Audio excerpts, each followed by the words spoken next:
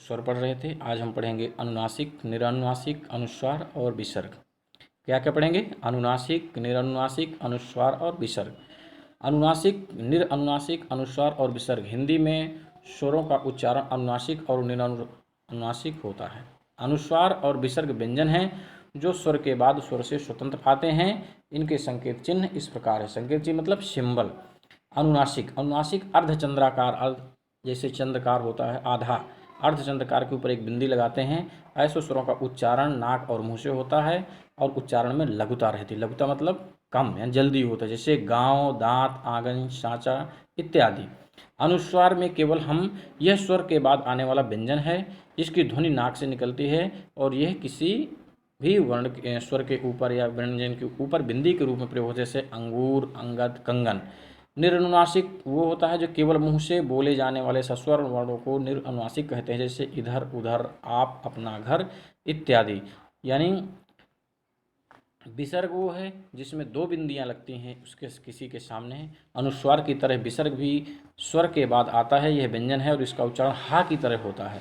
संस्कृत में इसका व्यवहार काफ़ी है किंतु इसका अभी अभाव होता जा रहा है। अभाव मतलब लोप होता जा रहा है, किंतु तत्सम शब्दों के प्रयोग में इसका आज भी उपयोग है। आज भी इसका यूज होता जा रहा है, जैसे मनः कामना, पय पान, अतः, स्वतः, दुख इत्यादि। इन शब्दों में देखिए जो बिंदियां हैं ये क्या कहलाते हैं? विसर्ग।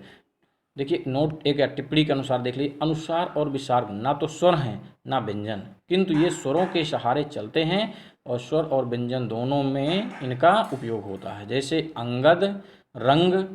इस संबंध में आचार्य किशोरी दास वाजपेयी का कथन है कि ये स्वर नहीं और व्यंजनों की तरह ये स्वर के पूर्व नहीं पश्चात आते हैं, इसलिए व्यंजन नहीं।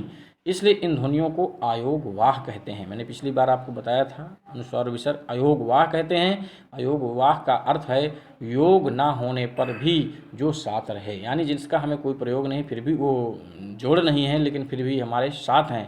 अनुस्वार और अनुनासिक में अंतर, डिफरेंस क्या होता है इसमें अनुस्वार और अनुनासिक में? अनुनासिक के उच्चारण में नाक से बहुत कम सांस निकलती है और मुंह से अधिक, जैसे आंसू, आंत, गांव, चिड़िया इत्यादि। पर अनुस्वार के उच्चारण में नाक से अधिक सांस निकलती है और मुख से कम, जैसे अंक, अंश, पंच, अंग इत्यादि। यानी अनुस्वार में कम और अनुनासिक में ज़्यादा निकलती है। अनुनासिक स्वर की विशेषता है अर्थात अनुनासिक स्वरों पर चंद्र बिंदु लगता है, यानी अर्धक चंद्राकार, लेकिन अनुस्वार एक व्यंजन ध्वनि है। अनुस्वार की ध्वनि प्रकट करने के लिए वर्ण पर बिंदु लगाया जाता है। तत्सम शब्दों में अनुस्वार लगता है और उनके तद्भव रूपों में चंद्र बिंदु लगता है। तत्सम मतलब होता है तत् धन सम। तत् माने उसके, सम मीन समान, यानी जो उसके, यानी हमारी संस्कृत भाषा के जो समान है वो तत्सम है। और तद्भव, तद धन भव, तद मतलब होता है उसके, भव मीन्स उत्पन्न, यानी उस भाषा से जो उत्पन्न हुआ है। किस भाषा से? संस्कृत भाषा से उत्पन्न होने वाले शब्द क्या कहलाते हैं? तद्भव। जैसे अंगूष्ठा से अंगूठा, दंत से दांत, अंत से आंत। व्यंजन, जिन वर्णों को बोलने के लिए स्वर की सहायता लेनी पड़ती है उन्हें क्या कहते हैं? व्यंजन कहते हैं। दूसरे शब्दों में व्यंजन उन वर्णों को कहते हैं जिनके उच्चारण में स्वर वर्णों की सहायता ली जाए, यानी स्वर की सहायता जिसमें ली जाए वो क्या कहलाते हैं? व्यंजन कहते, जैसे का, खा, ग, च, छ, त, द, ध, भ, म इत्यादि। का से विसर्ग तभी तक सभी वर्ण व्यंजन हैं। प्रत्येक व्यंजन के उच्चारण में आ की ध्वनि छिपी रहती है। आ के बिना व्यंजन का उच्चारण संभव नहीं है, यानी स्वर जुड़ा रहता है। जैसे ख धन आ बराबर खा, खा के नीचे हलंत लगा है यानी ये स्वर रहित व्यंजन है। आ इसमें स्वर मिल जाने से पूर्ण खा बन गया। पा धन आ पा, उसी प्रकार पा में भी हलंत है यानी इसमें स्वर रहित है और आ स्वर मिलने से पा बना। व्यंजन वह ध्वनि है जिसके उच्चारण में भीतर से आती हुई वायु मुख में कहीं ना कहीं किसी न किसी रूप में बाधित होती है। सस्वर, बाधित होना मतलब रुकावट यानी उत्पन्न। जब हम कोई स्वर या जब व्यंजन को बोलते हैं तो कहीं ना कहीं ये हमारी आवाज़ जो हृदय से आवाज़ निकलती है कहीं ना कहीं ये टकराती है। टकराती है मतलब कहीं ना कहीं टच करती है।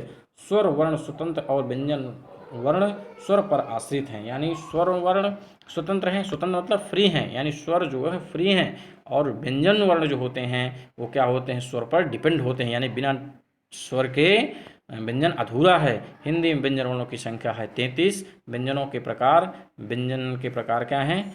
व्यंजनों के 3 प्रकार के होते हैं, स्पर्श व्यंजन, अंतस्थ व्यंजन और ऊष्म व्यंजन। तो आज यहीं तक, और इसके आगे कल हम पढ़ते हैं। धन्यवाद।